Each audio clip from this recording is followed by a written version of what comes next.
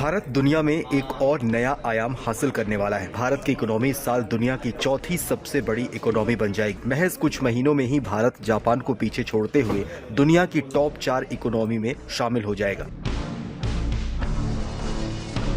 नीति आयोग और अंतर्राष्ट्रीय मुद्रा कोष के मुताबिक 2025 में भारत की अर्थव्यवस्था 4.19 लाख करोड़ डॉलर यानी करीब 4.19 ट्रिलियन डॉलर की हो जाएगी। इससे भारत जापान से आगे निकल जाएगा। भारत ने बीते कुछ सालों में मेक इन इंडिया और छोटे स्टार्टअप जैसे कार्यक्रमों पर जोर दिया है, जिसका नतीजा हुआ कि भारत की इकोनॉमी ने बेहद तेजी से ग्रो किया। हालांकि जब भी भारत की बात आती है तो चीन और पाकिस्तान से तुलना जरूर होती है। मौजूदा वक्त की बात करें तो इकोनॉमी के मामले में अमेरिका 30.507 ट्रिलियन डॉलर के साथ सबसे ऊपर है। दूसरे नंबर पर 19.231 ट्रिलियन डॉलर के साथ चीन की अर्थव्यवस्था है, तो वहीं तीसरे नंबर पर 4.744 ट्रिलियन डॉलर के साथ जर्मनी की अर्थव्यवस्था है। भारत की अर्थव्यवस्था 4.187 और जापान की अर्थव्यवस्था 4.186 ट्रिलियन डॉलर की है। ये आंकड़े बताते हैं कि इन्वेस्टमेंट के लिए भारत पर दांव लगाया जा सकता है। भारत अपने कर्जों को भुगतान करने की मजबूत क्षमता और भारत में आर्थिक विकास के मजबूत फंडामेंटल्स मौजूद है। ये आंकड़ा बताता है कि भारत में उत्पाद, व्यापार और सेवाओं की मात्रा बहुत अधिक है।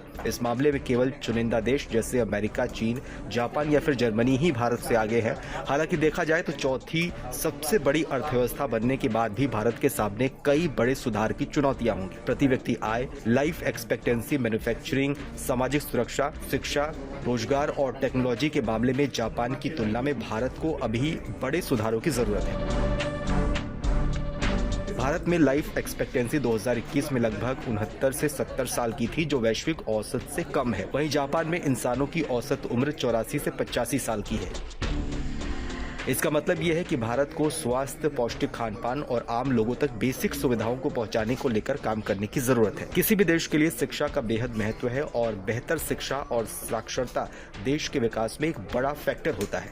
मौजूदा वक्त में भारत की साक्षरता दर 77.7% है, तो वहीं जापान में साक्षरता दर 100% के आसपास है। ऐसे में भारत को भी ग्रामीण इलाकों में शिक्षा के क्षेत्र में सुधार और बेहतर शिक्षा देने के लिए कॉलेज और यूनिवर्सिटी खोलने की जरूरत है। अंतर्राष्ट्रीय श्रम संगठन के अनुसार 2023 में भारत में बेरोजगारी दर 6.1% थी, तो वहीं जापान में बेरोजगारी दर 2.5% के आसपास है। भारत में असंगठित क्षेत्र में 90% लोगों को रोजगार मिलता है, लेकिन इस क्षेत्र में तो हालात बेहद खराब है। इन क्षेत्रों में जॉब सिक्योरिटी और कम वेतन सबसे बड़ी समस्या है। विश्व बैंक के अनुसार भारत का मैन्युफैक्चरिंग सेक्टर जीडीपी में 13 से 14% का योगदान देता है। भारत सरकार इस दिशा में तेजी से काम कर रही है। मेक इन इंडिया पहल से इस सेक्टर को पुश मिला है। वहीं जापान की बात करें तो जापान की जीडीपी में मैन्युफैक्चरिंग सेक्टर का योगदान लगभग 20% के आसपास है। यूनेस्को के आंकड़ों के अनुसार भारत का रिसर्च और डेवलपमेंट पर खर्च जीडीपी का 0.7% है, तो वहीं जापान का खर्च 3.3% के आसपास है। आपको बताएं तो दूसरे विश्व युद्ध में परमाणु हमले का शिकार हुए जापान ने तेजी से विकास किया और दुनिया के टॉप 5 अर्थव्यवस्थाओं में शामिल हो गया। भारत और जापान को पीछे छोड़ते हुए चौथे स्थान पर इस साल पहुंच जाएगा। जैसे कि मैं सो रहा हूँ तो पिताजी को जगाना है मुझे, तो वो डायरेक्ट उठाने के बजाय, और हिंसा की परंपरा मेरे यहाँ नहीं थी सौभाग्य से, तो वो क्या करते थे कि उस कमरे में आ जाएंगे या बाहर से गुजरेंगे और चौपाई बोलेंगे, प्रात काल उठिके रघुनाथा मात पिता गुरु नावई माता। कभी कभी मैं गुस्से में उठ करके अरे पापा, चरण स्पर्श किया और सो गया। मैंने कहा अब मत उठाना।